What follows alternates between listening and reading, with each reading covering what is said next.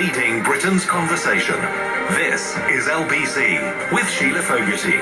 Now, I don't mean to go all Tony Blair on you, but I always like to think there is a middle way, a third way, if you will, to solve most problems. Maybe not all. And by problems, I mean, the kind of day-to-day stuff, or exchanges with people in shops, in places at work. That there is always, or more often than not, a middle ground that can be reached. What about this scenario? You can see it in full at lbc.co.uk. It involves a Muslim minicab driver in Leicester refusing to transport a visually impaired man with his guide dog because he said it was against his religion. Now, who in your mind should have compromised there? The man with the religious views but faced with a disabled man who needed a journey, or the other way around? As I said, you can go and watch the video in full at lbc.co.uk, where you will see Charles Block with his guide dog Carlo and his girlfriend Jessica Graham trying to get into the taxi that they booked ahead, before being told by the driver that he wouldn't take the dog because of his religion. As I said, it was pre-booked using a taxi firm, a local taxi firm, but the driver, when he arrived, saw the dog and said that for religious reasons he couldn't take the customer. Now, the man works for a cab firm, and my guess is the cab firm would want him to fulfil the service that they offer. And when it comes to things like the Disability Discrimination Act, firms, all of them, workplaces, all of them, are meant to make what are called reasonable adjustments to make sure that a person with a disability can use the service, can get into the restaurant of their choice, can go to the cinema of their choice, can get in a taxi that they have booked. So strictly under the law, it seems to me that the driver had a responsibility to take this man, let alone the moral responsibility to take a man with a visual impairment who needed his dog just to get about.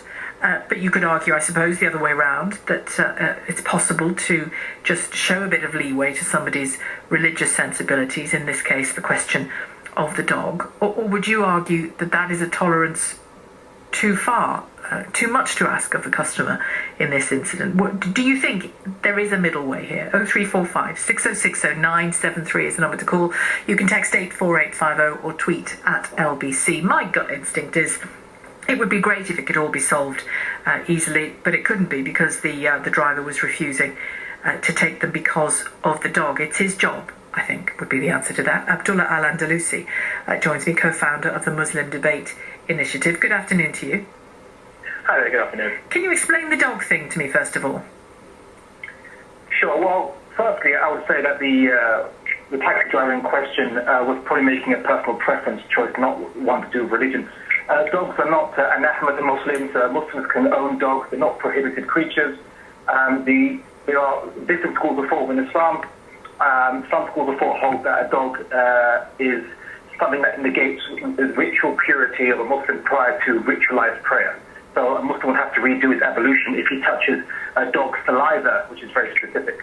Whereas just touching a dog doesn't is to negate your ritual impurity.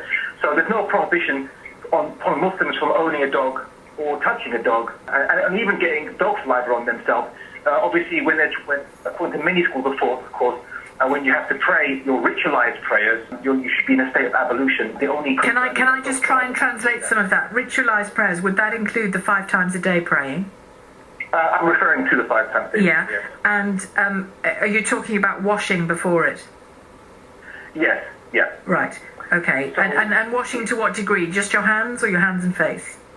It would probably be according to some schools of thought, a kind of like a shower. But that's about it. But certainly, but that's not always practical, because I've seen people praying on motorway service stations, for example. I think it's a rather lovely sight when I see that, but I doubt they've had a shower just beforehand. Oh, no, I mean, when touching dog saliva, according to some schools of thought, it is required to have a shower as a means of ablution when touching dog saliva. So from the point of view, I'm not trying to be pernickety, I just want to know what might have been going through this driver's head. So from his point of view, had the dog been in his car, it would have possibly stopped him from being able to observe his 5 times a day praying, or at least one of those times a day. Not at all. Not at all. As I said, Muslims can own dogs. Hunting dogs are certainly used. And you can even obviously touch a Muslim can touch a dog, hold a dog, stroke a dog. It wouldn't negate their ritualized purity, no. I was only telling you that the only issue is just dog saliva physically touching the skin, and that's the only thing that some Muslims might view as negating their ritualized purity. Some, how many? Because you seem to have said two very conflicting things there, that you can own a dog, touch a dog, whatever, and still do your praying, and on the other hand, you're saying that some Muslims think they can't. There are two legitimate schools of thought on this within the Islamic belief, but neither school would have a problem with a dog being in a car.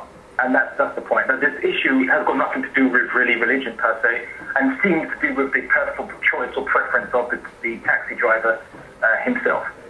Well, he said it was religion. It might have been motivated by a preference born of these religious considerations, but it's not really religion itself that prohibits him. So Islam doesn't prohibit the taxi driver from taking a dog into the car. In fact, Islam would probably urge mercy and compassion, and obviously help the blind person. Do you believe that he is wrongly interpreting what Islam says, or what one legitimate school of thought in Islam says about dog saliva?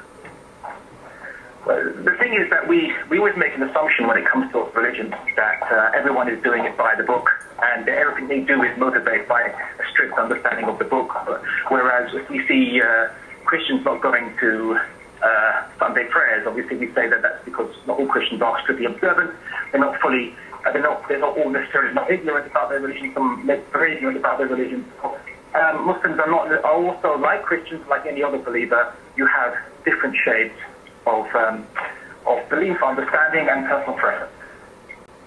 And they're not always motivated by the text. So there's nothing in Islamic text that requires or says that a taxi driver cannot accept a dog into their taxi. Yeah, well, there wouldn't be a reference of taxi drivers, would there, I suppose, in the Quran. But is your belief that... Carriage. Or any carriage, or any forms of carriage or transportation, or even petting a dog, it's not prohibited for Muslims to pet. Did he, I mean, with the best one in the world, did this man just get it wrong? Do you think he should have just taken the passenger? I think he should have taken the passenger. He obviously exercised his personal preferences, which were personal to him, and not related to a religious prohibition. So you can't claim that the text of his religion say nothing about it. So. Okay, Abdullah, thank you. Abdullah Al-Andalusi. Good explanation there of why some might take that whole question of dog saliva too far. This is putting me off my lunch. Co-founder of the Muslim Debate Initiative, Abdullah Al-Andalusi. Many thanks.